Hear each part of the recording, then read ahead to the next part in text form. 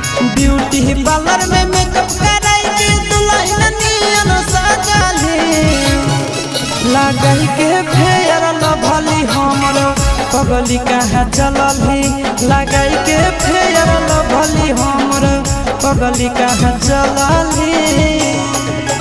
थपड़ी अब बजाई हो ढेर दिन मजा मोरली थपड़ी अब बजाई हो ढेर दिन मजा मोरली लगाई के फेयर लभली हम तो